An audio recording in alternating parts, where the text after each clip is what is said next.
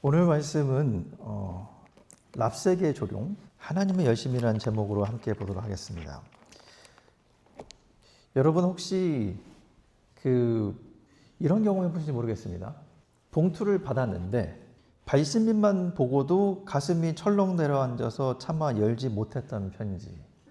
하루 이틀 며칠이 지나도 그냥 그대로 테이블 위에 올려두게 되는 그런 편지. 거기 있는 거 아는데 알면서도 손이 가지 않는 거. 병원에서 온 검사지 같은 걸 수 있겠죠. 아니면은 밀린 크레딧 카드 명세서일 수도 있습니다. 학교에서 온 편지일 수도 있습니다. 마음속 어딘가에 오랫동안 묻어둔 질문일 수도 있습니다.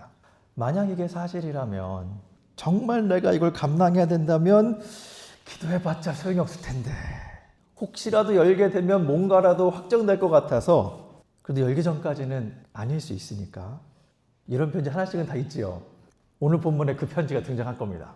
지금으로부터 한 2700년 전에 예루살렘 성벽 밖에서 이 편지가 옵니다. 근데 이 편지가 단순히 협박장 같은 편지가 아니었습니다. 왜냐면요, 받는 사람의 입장에서는 내가 갖고 있던 모든 희망이 싹 다 잘라버릴 편지였습니다. 좀 배경을 좀 설명드리면요, 오늘 본문은 아주 작고 약소한 나라 남유다라는 요만한 나라 남유다와 세계 최강의 제국이었던 아수르의 싸움입니다.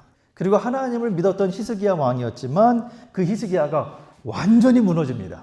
자, 그 자리로 함께 돌아보도록 하겠습니다. 오늘 본문에 같이 보신 말씀 28절인데요. 28절에 랍사게가 이렇게 말합니다. 함께 읽어볼까요? 랍사게가 일어나서 유다 말로 크게 외쳤다. 너희는 위대한 왕이신 아스리아의 임금께서 하시는 말씀을 들어라. 임금님께서 이렇게 말씀하신다. 히스기야에게 속지 말아라. 그는 너희를 내 손에서 구원해낼 수 없다. 자, 33절 한번 같이 읽어볼까요? 뭇 민족의 신들 가운데서 어느 신이 아시리아의 왕의 손에서 자기 땅을 구원한 일이 있느냐? 하맛과 아르밧의 신들은 어디에 있으며 스발와임과 헤나와 아와와 신들은 또 어디에 있느냐? 그들이 사마리아를 내 손에서 건져내었느냐? 여러 민족의 신들 가운데서 그 어느 신이 내 손에서 자기 땅을 구원할 일이 있기에 주 너희의 하나님이 내 손에서 예루살렘을 구원해낸단 말이냐. 랍사게가요 조롱하고 있습니다. 오늘 또 보니까요, 랍사게는요 시리아 말이 아닌 히브리어로 모두가 알 수 있는 말로 말했다라고 기록하고 있습니다. 그리고 교묘하게 히스기야와 예루살렘에 살고 있던 백성들의 마음을 후벼 팝니다. 왜냐하면 랍사게 하는 말은 이거거든요. 여호와도 별거 아니야. 다 똑같아. 다른 신들도 우리가 다 무찔렀다. 어차피 네 야훼신 너희 구하지 못해. 여러분, 이건요 군사적인 협박이 아닙니다. 이거는 신학적이면서도 신앙적인 공격입니다. 여호와 하나님을 모독하는 행위, 이걸 통해서 예루살렘과 남유다 전체를 와르르 무너뜨리는 작전이었습니다. 여러분, 히스기야가 왜 중요한 왕이냐면요, 히스기야는 하나님께 돌아가려는 개혁을 하는 왕입니다. 이방신이 있었던 산당들을 모조리 다 제거했습니다. 그런데 랍사게는요, 오늘 읽진 않았지만 이러한 행동을 보고 야훼 하나님이 너가 그렇게 해가지고 화가 난 거다라고도 얘기를 합니다. 히스기야의 신앙과 열심 또한 의심하게 만드는 공격입니다. 근데 이 랍사게의 목소리 좀 익숙하지 않으신가요? 기도해봤자 뭐가 달라지겠나? 하나님도 이건 못 막지. 하나님도 결코 안 해줄 텐데 결국엔. 그리고 하나님은 나를 위해 움직이지 않는 것 같아. What difference does it make if I pray? What can God do? He can stop this. He wouldn't do that for me. 2700년이나 지났습니다. 근데 이 랍사게의 목소리는요, 여전히 살아있습니다. 근데 여기서 저는 여러분께 한 가지 좀 먼저 짚고 싶은 게 있습니다. 왜 이런 목소리들은 그렇게 설득력이 있을까요? 왜 이렇게 마음에서 울릴까요? 단순히 우리가 약해서가 아닙니다. 우리 안에 이미 이 목소리의 방향으로 기울어져 있는 무언가가 있는 겁니다. 우리는 위기가 오면 하나님을 먼저 찾지 않죠. 먼저 계산합니다. 통장의 잔액도 확인해보고 인맥도 동원해보고 내 실력도 확인해봅니다. 그리고 그것이 안 될 때 그때 하나님께 갑니다. 이것이 무엇을 말하냐면요, 우리 마음 깊은 곳에 우리는 하나님을 그저 마지막 수단, final method, 마지막 수단으로 여기고 있다는 겁니다. 더 솔직히 말씀드리면 이런 겁니다. 우리는 하나님을 입으로는 믿는다고 하는데 마음과 행동과 삶으로는 하나님을 그저 그냥 움직이지 않는 신, 결과를 못 내는 신으로 관주하고 산다는 겁니다. 랍삭의 말이 이 목소리가 귀에 쏙쏙 박히는 이유는요, 이것이 낯선 말이 아니기 때문입니다. 우리 안에 이미 이 말들을 이해시키는 무언가가 있다라는 겁니다. 그래서 우리는요, 하나님 외에 다양한 방어 기제를 만들어 놓습니다. 빨간 버튼을 두는 거죠. 그리고 빨간 버튼이 위험을 감지한 순간 딱 눌립니다. Danger, danger. I gotta do something. 하나님보다 먼저 뭔가를 해야 돼. 하나님만 믿고 있으면 안 돼. 이렇게 말하면서 우리는 또 편지를 테이블 위에 두고 내 방식대로 해결하려고 노력합니다. 히스기야가 바로 그 모습을 보여줍니다. 그리고 이게 우리의 모습입니다. 그래서 오늘 본문은요, 우리에게 보여주는 거는 위대한 왕 히스기야를 보여주는 게 아니라 히스기야의 아주 비참한 모습을 보여줍니다. 14절 한번 더 같이 읽겠습니다. 그래서 유다의 히스기야 왕은 라스이스에 와 있는 아시리아 왕에게 전령을 보내어 말하였다. 우리가 잘못하였습니다. 철수만 해주시면 요구하시는 것들은 무엇이나 들어드리겠습니다. 그러자 아시리아 왕은 유다의 히스기야 왕에게 은 300달란트와 금 30달란트를 요구하였다. 그리하여 히스기야는 주님의 성전과 왕궁의 보물창고에 있는 은을 있는 대로 다 내주었다. 히스기야는 먼저 항복합니다. 금과 은을 요구한 대로 다 내줍니다. 은 300달란트입니다. 300달란트. 근데 여기서 끝나지가 않습니다. 한번 16절을 볼까요? 그때에 유다의 히스기야 왕은 주님의 성전 문과 기둥에 자신이 직접 입힌 금을 모두 벗겨서 아시리아 왕에게 주었다. 왕이 직접 입힌 성전의 금을 긁어내고 있습니다. 상상해 보십시오. 이 금이 무엇입니까? 하나님께 드려진 거룩한 예물입니다. 하나님의 영광을 상징하는 금입니다. 히스기야는 지금 하나님 것을 떼어내서 세상의 진노를 달래는 뇌물로 쓰고 있습니다. 그런데 왜 그랬을까요? 단순히 두려웠어서 그랬을까요? 물론 두려웠을 겁니다. 왜냐하면 아수르는 정말 잔인하고 더 잔인했던 그러한 민족이기 때문입니다. 자기가 정복한 민족들의 가죽을 벗길 만큼 지옥 그 자체였던 사람들이었습니다. 근데 말씀이 보여주는 건요, 아수르 민족의, 아수르 제국의 잔인함이 아닙니다. 오히려 히스기야의 마음속 깊이 있었던 하나님만으로는 안 돼. 내가 뭔가를 더 해야 돼. God wouldn't do anything. I gotta do something. 이런 마음과 생각을 지금 보여주고 있는 겁니다. 이건 단순히 두려운 마음이 아닙니다. 이건 히스기야의 신관, 신학, 신앙의 문제입니다. 히스기야의 문제는요, 두려움이 아닙니다. 하나님의 언약을 믿지 못한 겁니다. 그리고 하나님보다 더 즉각적인 구원자를 신뢰하는 바로 세상을 향한 마음입니다. See, his mistake is not fear. It is actually trusting what seems like saving, what seems like salvation, what seems like good. 하나님에 대한 왜곡된 마음, 행동인 겁니다. 여러분, 성경은요, 인간을 두려워하는 존재로만 보지 않습니다. 인간을요, 하나님보다 다른 것을 더 좋아하고 사랑하고 신뢰하는 존재로 봅니다. 인간은 살다 보면요, 두려울 수 있습니다. 그 자체로는 문제가 되지 않습니다. 문제는 이런 마음입니다. 하나님 믿어도 what's the point? 성전에 있는 금이라도 내어주어야 내가 살지. 여러분, 이 마음이 우리 마음 아닌가요? 히스기야가 성전에 있는 그 기둥과 문에 있던 금을 긁어내는 장면을 보면서 무엇이 생각이 나셨나요? 경제적 위기가 오면요, 가장 먼저 하나님의 것을 긁어냅니다. 주님, 지금 상황이 급하니까 이것부터 써야겠습니다. 이 문제부터 막아야겠습니다. 하나님의 몫을 세속의 안정과 맞바꿉니다. 자녀의 미래가 위협받으면요, 자녀의 신앙이라는 금을 먼저 긁어냅니다. 지금은 다른 게 급해. 신앙은 나중에 해도 돼. 하나님 맡기신 것을 세상의 성공과 거래합니다. 사회적 평판이 좀 흔들린다 싶으면 우리는요, 그리스도인이라는 그 정체성이라는 그 긁어냅니다. 세상과 적당히 타협하고 진리 앞에서 침묵합니다. 그리고 이렇게 생각하죠. 이번 한 번만 타협해. 나중에 그거 다시 입히면 되지. 다시 그렇게 하면 되지. 근데 여기서요, 저는 한 가지 의문이 들었습니다. 이 역사를 기록한 서기들은 왜, 그리고 성경은 왜 히스기야의 이 비참한 장면을 삭제하지 않았을까요? 왕의 실패를 굳이 기록한 이유가 뭘까요? 심지어 믿음의 왕 히스기야인데 왜 히스기야를 이렇게 부끄럽게 기록했을까요? 더군다나 이들은 지금 포로기에 있었습니다. 바벨론 포로기에 있는 절망 속에서 이렇게 썼을까요? 성경은요, 영웅의 이야기가 아닙니다. 성경은요, 이렇게 말합니다. 은혜 없이는 우리는 살 수 없다. 인간의 금으로는 평화를 살 수 없다. 오직 하나님이 함께 하실 때 우리가 평화롭게 살 수 있다. 그래서 열왕기는요, 여러분, 단순한 역사가 기록되어 있는 책이 아닙니다. 열왕기는요, 하나님과 언약을 맺은 백성들이 어떻게 살아야 할지를 보여주는 책인 겁니다.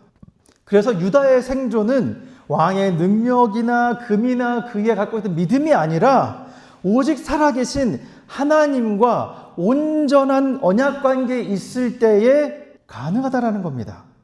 이것을 포로기에 있었던 독자들에게 보여주는 겁니다. 그래서요, 매우 예상대로 시나리오는 흘러갑니다. 그래서 17절에 보면요, 이렇게 이야기합니다. 함께 읽어볼까요?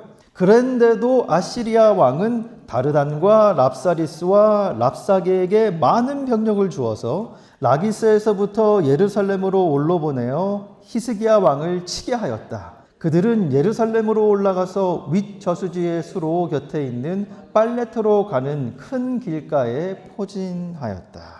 히스기야가 금을 다 내줬습니다. 은 300달란트와 금 30달란트를 다 주었음에도, 심지어 성전에 있는 금을 다 긁어가지고 주었음에도 사네립은 물러가지 않습니다. 오히려 더 무서운 군대를 끌고 왔습니다. 여러분, 세상의 우상은요, 우리가 성전에 있는 금을 다 내줘도 결코 만족하지 않습니다. 자, 그래서 이제 금과 은을 다 내준 히스기야, 이제 할 수 있는 게 아무것도 없습니다. He has nothing, absolutely nothing, nothing to negotiate, nothing to give. 이러자 이스라엘 대신들은, 남유 대신들은 울분을 참지 못하고 옷을 찢습니다. 그리고 절망 끝에서 히스기야가 성전으로 올라갑니다. 19장인데요. 19장 1절 한 번 더 읽겠습니다. 히스기야 왕도 이 말을 듣고 울분을 참지 못하여 자기의 옷을 찢고 베옷을 두르고 주님의 성전으로 올라갔다. 히스기야가 옷을 찢습니다. 히스기야가 절규합니다. 그리고 베옷만 입은 무력한 사람이 되었습니다. 여러분, 왕이 베옷을 입는다는 것은 어떤 뜻이냐면요, 모든 통제권을 지금 잠시 내려놓겠다라는 뜻입니다. 이 상황에서 그가 한 말을 들어보시기 바랍니다. 3절인데요. 3절 읽겠습니다. 그들이 이사야에게 가서 히스기야 왕의 말씀이라고 하면서 이렇게 말하였다. 오늘은 환난과 징계와 굴욕의 날입니다. 아이를 낳으려 하나 낳을 힘이 없는 산모와도 같습니다. 히스기야의 절망이 들리시나요? 낭망함의 끝에서 끝까지, 떨어지기 직전까지 와 있습니다. 그리고 그는 그 편지를 들고 성전으로 올라갑니다. 본문 14절 한번 더 읽겠습니다. 히스기야는 사신들에게서 이 편지를 받아 읽었다. 그리고는 주님의 성전으로 올라가서 주님 앞에 편지를 펴놓은 뒤에 주님께 기도하였다. 그룹들 위에 계시는 주 이스라엘의 하나님, 주님만이 이 세상의 모든 나라를 다스리시는 오직 한 분뿐인 하나님이시며 하늘과 땅을 만드신 분이십니다. 좀 이상한 기도 아닌가요? 구해달라는 말이 하나도 없습니다. 그래서 여러분, 이 말씀을 보실 때 고려해야 할 역사적 정황이 있습니다. 히스기야가 편지를 들고 성전에 올라간 날, 아수르 군대는 어디 있었나요? 아직 성 밖에서 진을 치고 있습니다. 기도를 마치고 온 그날에도, 선지자 이사야의 통해 그 하나님의 응답을 받은 그날도 성전 안에 있는 백성들은 여전히 포위된 상태입니다. 불안한 상태인 겁니다. 아이들은 배고프고요, 헐거운 상황에 있습니다. 밤마다 성벽 넘어서는 아수르 군대가 소리치는 소리가 막 들립니다. 또 낮에는요, 랍사개가 나와가지고 뭐라 합니다. 그렇게 어제와 오늘이 다르지 않은 고통의 시간이 계속 이어지는 겁니다. 이 고통 끝에서 이 포위된 시간 안에서 히스기야가 한 일, 성전에 올라가는 겁니다.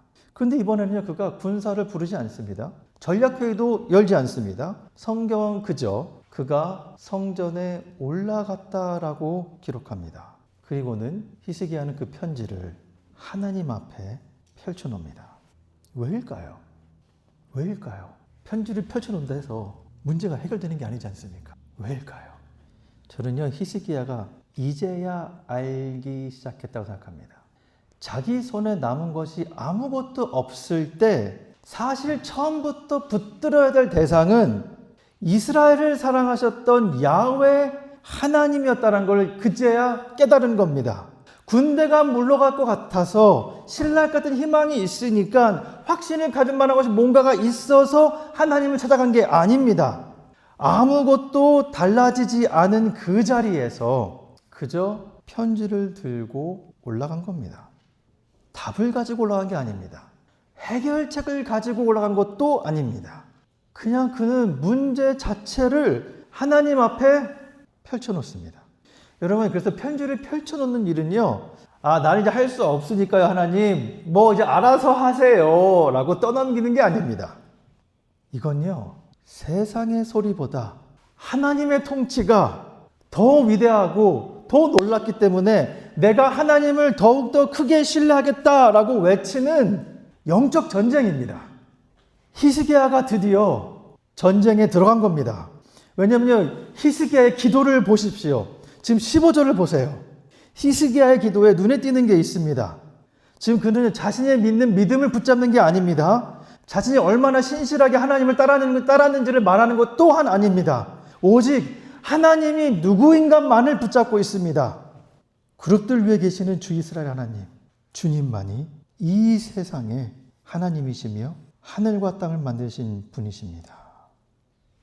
히스기야는 오직 하나님이 누구이신가만을 붙잡았습니다. 여러분, 만약에 하나님이 움직이지 않으시면 어떻게 되나요?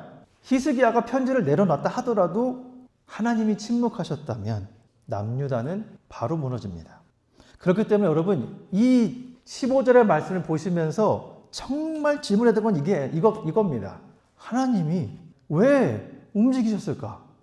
대부분 이 본문의 설교 들으시면은 히스기야가 어떻게 기도했고 히스기야가 어떻게 믿음을 보여줬으면 이런 걸 말씀하시잖아요. 근데 오늘 본문 보면 볼수록 느껴지는 게 무엇이냐면은 정말 해야 될 질문은 하나님이 이런 상황에서 불구하고 왜 움직이셨나라는 겁니다.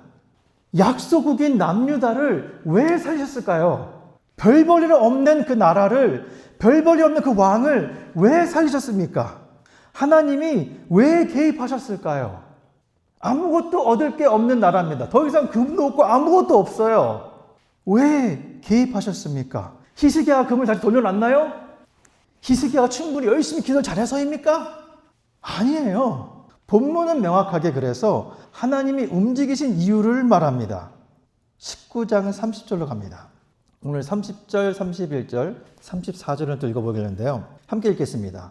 유다 사람들 가운데서 환난을 피하여 살아남은 사람들이 다시 땅 아래로 깊이 뿌리를 내리고 위로 열매를 맺을 것이다. 살아남은 사람들이 예루살렘에서부터 나오고 환난을 피한 사람들이 시온산에서부터 나올 것이다. 나 주의 열심히 이 일을 이룰 것이다. 나는 내 명성을 지키기 위해서라도 이 도성을 보호하고 구원하고 내 종 다윗을 보아서라도 그렇게 하겠다. 하나님의 말씀이에요. 하나님이 말씀하시는 겁니다. 히스기야 기도한 후에 하나님께서 말씀하시는데요. 여기에는 어디에도 히스기야 너 기도 정말 열심히 했구나, 고생했다, 이런 거 하나도 없습니다. 하나님이 일하시는 이유를 명확하게 보여주시는데요. 정말 우리 기억해야 될 게 뭐냐면요, 기도가 하나님을 깨우는 게 아닙니다. 정말 기도가 하나님을 깨우는 게 아니에요. 하나님은 이미 깨어 계세요. 굳이 깨우실 필요가 없습니다. 기도는요, 하나님을 움직이게 하는 수단 또한 아닌 겁니다. 그러니까 기도는요, 하나님이 이미 역사하고 계신 그 자리에 내가 이렇게 쏙 들어가는 겁니다. 그래서 히스기야가 드디어 정말 히스기야가 드디어 하나님이 이미 계신 그 자리로 걸어 들어간 겁니다. 히스기야가 성전 위로 올라가 편지를 펴놓았다는 이야기는요, 하나님이 일하시는 그 자리로 갔다라는 뜻입니다. 이런 맥락에서 오늘 31절과 34절 한 번 더 보겠습니다. 왜냐하면 이 구절에서는요, 하나님이 정말로 움직이는 분임을 보여줍니다. 그리고 하나님이 개입하신 이유를 설명합니다. 하나님이 움직이신 이유는요, 세 가지입니다. 하나님의 이름, 하나님의 언약, 그리고 하나님의 열심입니다. 이 세 가지는요, 성경 전체를 관통합니다. 이게 하나님의 방식이에요. 하나님의 이름, His name, 하나님의 언약, His covenant, His 열심, 그의 열심, His zeal. 이 세 가지를 간략하면서 보겠습니다. 하나님이 움직이신 이유는요, 개입하신 이유는요, 하나님의 이름 때문입니다. 하나님은요, 절대 자신의 영광을 포기하는 분이 아닙니다. 지금 랍사게가 공격한 건요, 남유다와 히스기야만이 아닙니다. 여호와의 이름입니다. 만약 여기서 하나님이 침묵하신다면 이건 단순히 남유다의 패배가 아닙니다. 구원의 경로 자체가 막힌다는 의미가 됩니다. 하나님은 당신의 이름을 위해서 개입하십니다. 그리고 이건 자존심 싸움이 아니에요. 왜냐면요, 하나님의 이름은 어떤 의미가 담겨 있냐면 온 인류를 향한 구원의 문이 이 이름 안에 담겨 있기 때문입니다. 하나님이 자신의 이름을 포기할 수 없다라는 건요, 그 이름으로 불려지는 하나님의 백성, 바로 이스라엘, 하나님의 이름으로 불리는 그 백성을 포기할 수 없다라는 겁니다. 하나님이 우리를 붙드시는 이유가요, 내가 잘나서가 아닙니다.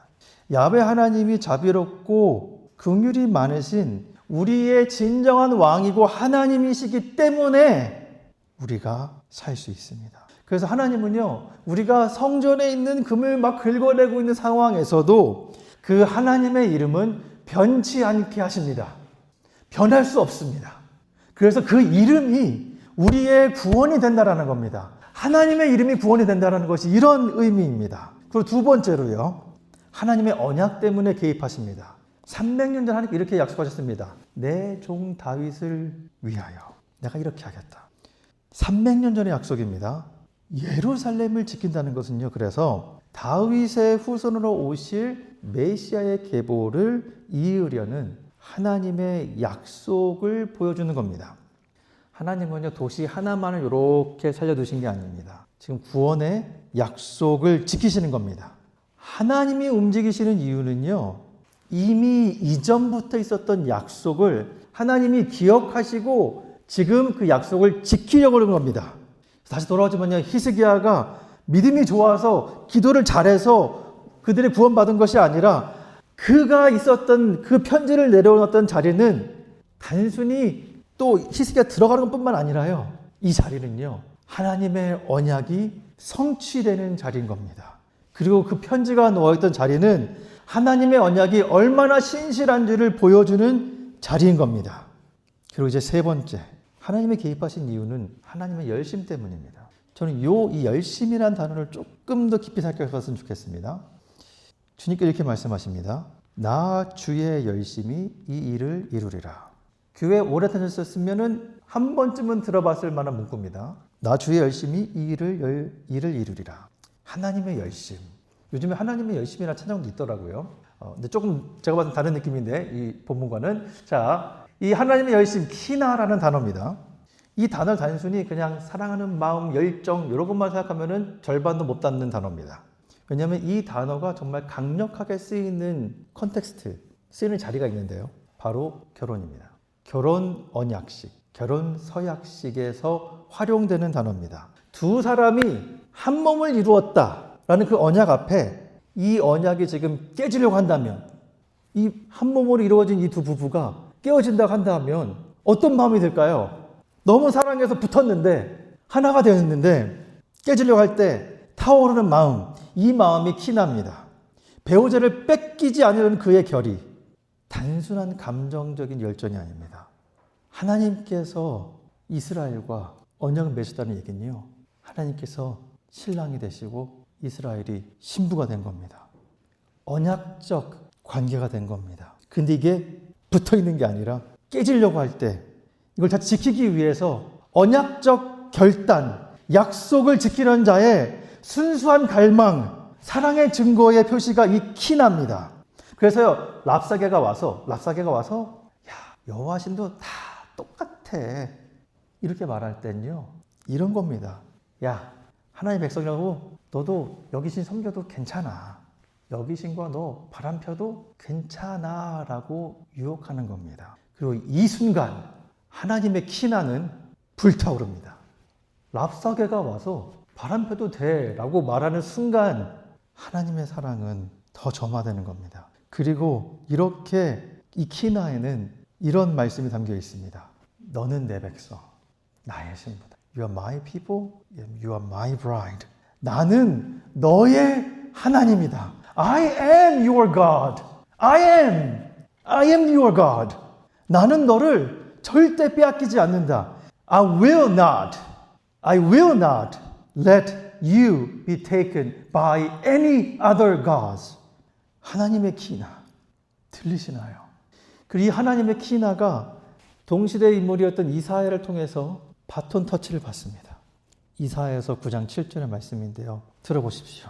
그의 왕권은 점점 더 커지고 나라의 평화도 끝없이 이어질 것이다. 그가 다윗의 보좌와 왕국 위에 앉아서 이제부터 영원히 공평과 정의로 그 나라를 굳게 세울 것이다. 만군의 주님의 열심이 이것을 반드시 이룰 것이다. 이사야서 9장은요, 메시아가 도래할 것을 이미 얘기했던 장입니다. 하나님께서 만군의 주님의 열심이 이것을 이루시겠다. 요란소에 저희는 그 글은요, 지금 열왕기하 19장 31절과 같은 문장 구조, 같은 단어입니다. 근데 이사야서 9장, 이 말하는 이 일, 그게 무엇이냐면요, 다윗의 보좌에 앉으실 메시아를 말합니다. 그 메시아가 이룰 구원이 이 일입니다. 누가 구원의 역사를 이룹니까? 히스기야요? 아닙니다. 남유다요? 아니지요. 누구입니까? 여호와 하나님, 그분의 열심인 것입니다. 그래서 여기 우리가 주목해야 할 것은 이겁니다. 히스기야는요, 두려워하고 있었습니다. 백성들은요, 무너졌어요. 랍사게는 뭐라 계속하고 있습니다. 그런데 하나님은요, 절대 동요하지 않으십니다. 세상 우리에게 이렇게 말합니다. 네가 열심히 해야지 뭐 하나라도 건지지 않냐. 근데 하나님이 이렇게 말씀하십니다. 나의 열심이 이 일을 이룬다.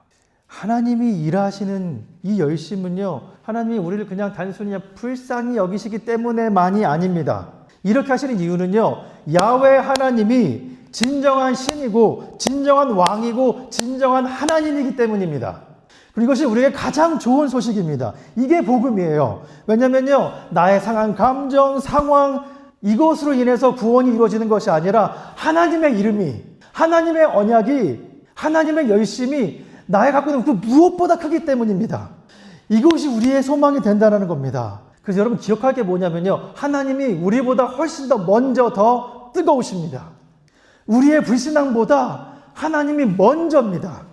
우리가 기도하기 전에 이미, 우리가 하나님을 찾기 전에 이미, 심지어 우리가 성전에 있는 금을 긁어대고 있는 그 상황에서도 이미 하나님의 열심이 먼저 움직이고 있습니다. 그리고 여러분, 이건요, 우리를 너무나 당혹해 합니다.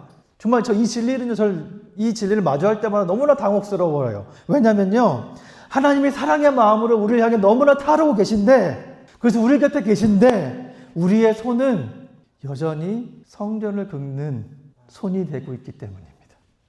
당혹스러워요. 그런데요, 더 놀라운 것은 하나님의 키나 하나님의 열심은 never change, 동요하지 않습니다. 그리고 하나님의 키나는요, 단순히 아수르 군대를 무찌르는 것, 하룻밤 사이에 일어난 이벤트로 끝나지 않습니다.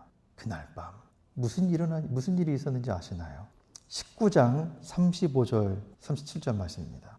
그날 밤에 주님의 천사가 나아가서 아시라의 군의 진영에서 18만 5천 명을 쳐 죽였다. 다음날 아침이 밝았을 때에 그들은 모두 죽음으로 발견되었다. 아시리아의 사네립 왕이 그곳을 떠나 니느웨 도성으로 돌아가서 머물렀다. 그러던 어느 날 그가 자신의 신 니스록의 신전에서 예배하고 있을 때에 그의 아들 아드람멜 멜렉과 사레셀에 그의 칼로 쳐 죽이고 아라랏 땅으로 도망하였다. 그의 아들 에사라돈이 뒤를 이어 왕이 되었다.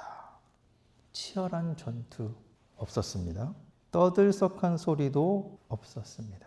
하지만 가장 어두운 밤에서 아침이 밝았습니다. 하나님이 그 사이에 일하셨습니다. 가장 어두운 밤이 지나간 겁니다. 사내립은 어떻게 됐나요? 가장 안전하다고 믿었던 그 자신의 신전에서 예배드리다가 가장 자기가 신뢰할 만한 아들들에게 죽습니다. 하지만 히스기야는요, 살아계신 하나님의 성소에서 생명을 얻습니다. 사내립은 죽은 신의 성소에서 죽임을 당하죠. 그래서 하나님의 성전은요, 바로 예배 자리는요, 우리가 가장 무력하다고 고백하는 그 순간 우리를 품으신 하나님을 만납니다. 그래서 재미있는 팩트를 알려드리면요, 역사가들이 사내립의 기록을 찾았습니다. 여기서 이렇게 기록이 되어 있습니다. 사내립이 히스기야를 새장에 갇힌 새처럼 가두었다라고 표현합니다. 근데 여기에 한 줄이 없어요. 어떤 한 줄이냐면 예루살렘이 함락됐다. 제국은 패배를 기록하진 않습니다. 그러나 하나님은 모든 것을 기억하십니다. 자, 이렇게 모든 게 정리되는 것 같습니다. 하지만 모두에게 이렇게 좋은 아침이 오는 건 아니죠. 어떤 이의 아침은 여전히 군대가 밖에서 진을 치고 있습니다. 그리고 우리의 아침도 아무것도 달라지는 게 없을 수 있습니다. 그 어떤 아침은 지금보다 더 나쁠 수도 있습니다. 그러나 십자가 이후에 모든 아침은 이제 확실한 결론 하나가 있다라는 것을 기억하십시오. 바로 예수 그리스도께서 우리의 가장 큰 원수인 죄와 사망을 이기셨다라는 진리입니다. 히스기야가 죽고 수백 년이 지난 어느 날 가장 어두운 밤이 있었습니다. 골고다의 밤이었습니다. 십자가 위에서 그 자리에 예수님께서 계셨습니다. 하나님이 보이지 않는 그 자리, 아버지 하나님마저 침묵하는 그 자리에 예수님께서 먼저 이미 가 계셨습니다. 예수님 히스기야처럼 편지를 들고 나온 것이 아니라 자기 몸을 내어줌으로써 저주받은 편지가 되셨습니다. 히스기야는 성전문의 금을 벗겨서 세상은 달려라 했지만 예수님은 자기의 몸을 찢기는 것을 허락하셨습니다. 히스기야가 살아남으려고 하나님의 것을 내어주고 우리도 성전의 금을 팔아서 배신자가 되었을 때에도 하나님 아버지는 그의 아들의 생명으로 우리를 사오십니다. 이건 무슨 말이냐면요, 히스기야가 성전 바닥에 펼쳐 놓았던 그 편지 위로 700년 뒤에 예수 그리스도의 보혈이 흐르는 겁니다. 그리고 그 피로 이렇게 적으시는 겁니다. 다 이루었다. 너의 죄값을 내가 다 지불했다.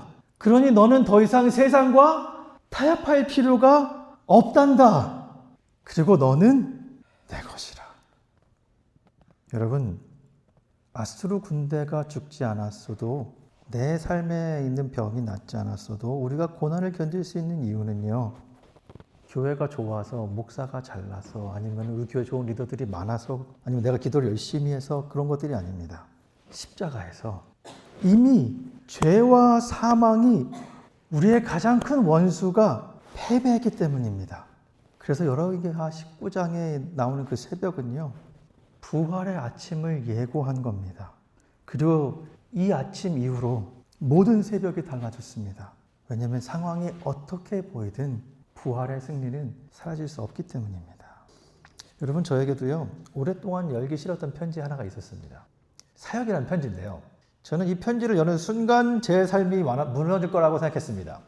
전도사란 이름을 듣자마자 저는 굉장히 짜증났습니다. 그래서 강도사란 타이틀, 목사란 타이틀이 너무 부담스럽고 두렵고 불편한 거였습니다. 왜냐하면 순종한다는 것 자체가 마치 내 인생이 끝나는 것처럼 느껴졌기 때문입니다. 근데 돌이켜보면요, 제가 두려워했던 것은 사역 자체가 아니었습니다. 하나님께 내 주도권을 완전히 100% 맡긴다는 거가 너무 싫고 두려운 겁니다. 내 보물창고를 버리고 싶지 않았던 겁니다. 그런데요, 제가 편지를 읽고 나서 보니까요, 알게 된 게 하나 있습니다. 하나님은 제가 순종하기 훨씬 전부터 이미 그 자리에 계셨습니다. 여러분요, 지금도 사역은요, 쉽지 않습니다. 특히 오늘 좀 쉽지 않아요. 다 해야 되니까 쉽지 않습니다. 그러나 이제는 알아요. 내가 하나님을 강하게 붙들는 게 아니라 하나님의 열심이 나를 어떻게든지 붙들고 계신다는 걸요. 오늘 이 자리에 부모와 자녀가 함께 앉아 있습니다. 세대가 다르죠. 그러나 우리 앞에 있는 편지는 똑같습니다. 그리고 이 편지 앞에 계신 하나님 또한 오늘도 동일하십니다. 오늘 이 자리에 나가셔도요, 아무것도 바뀐 게 없을 수 있습니다. 내일 아침에 일어나도 편지는 그 자리에 그대로 있을 수 있습니다. 그래서 전혀 오늘 여러분에게 기도 열심히 하면 상황이 바뀔 거예요 라고 말하고 싶지 않습니다. 약속도 못해요. 다만 이건 알려드리고 싶습니다. 히스기야도요, 아시리아 군대가 지나간 다음에 좋아진 게 아닙니다. 죽을 병에 걸려요. 상황이 더 안 좋아집니다. 근데요, 그가 달라졌습니다. 성전문에 있는 금을 긁던 사람이 이제 문제를 담고 있는 편지를 들고 하나님 앞에 나아가는 사람이 되었습니다. 하나님이 어떤 분인지 알게 되었기 때문입니다. 여러분 삶에는 어떤 편지가 있으신가요? 그 편지를 그냥 테이블에 두지 않았으면 좋겠습니다. 불안이 찾아오는 순간, 빨간 버튼 누르고 싶은 그 순간, 버튼을 누르는 대신 두려움의 편지를 들고 하나님 앞으로 나아가십시오. 히스기야처럼 그냥 두고 가십시오. 어떻게 가져올 수 있냐고요? 한번 이렇게 해보십시오. 지금 여러분을 누르고 있는, 정말 짓누르고 있는 문제 다 하나씩 있습니다. 그리고 아직 열지 못한 그 편지 써보십시오. 써보시기 바랍니다. 한 문장도 괜찮습니다. 심지어 한 단어도 괜찮습니다. 쓰세요. 그리고 히스기야처럼 그 문제 자체를 하나님 앞에 솔직하게 펼쳐 놓으십시오. 그 종이를 주님 앞에 펼쳐 놓고 한번 이렇게 고백했으면 좋겠습니다. 하나님, 저는 뭘 어떻게 해야 될지 모릅니다. 그러나 주님만이 이 세상을 다스리시는 나의 하나님이십니다. 주님은요, 랍사게의 말에 흔들리지 않습니다.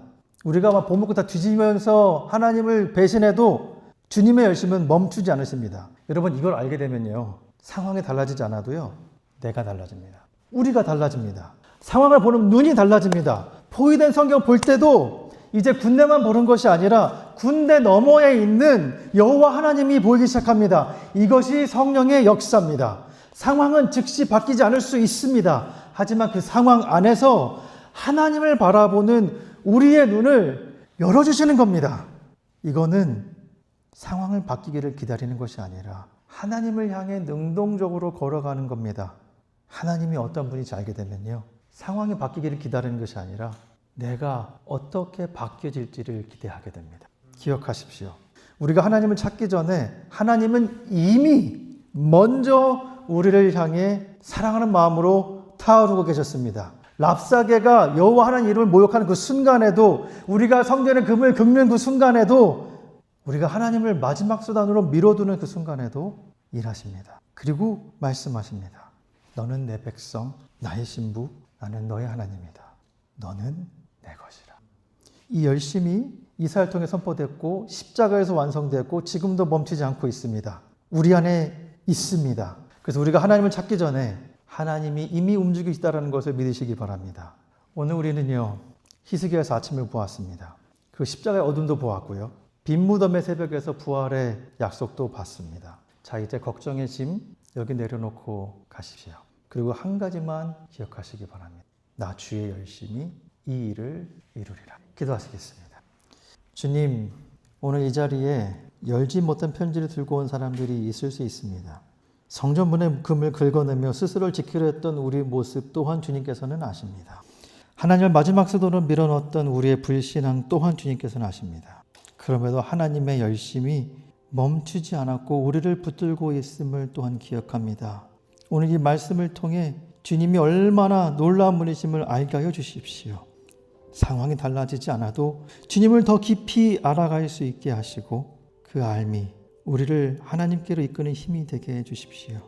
이제는 우리의 보물거를 내려놓고 오직 주님만을 붙잡게 하여 주시옵소서. 예수님의 이름으로 기도드립니다. 아멘.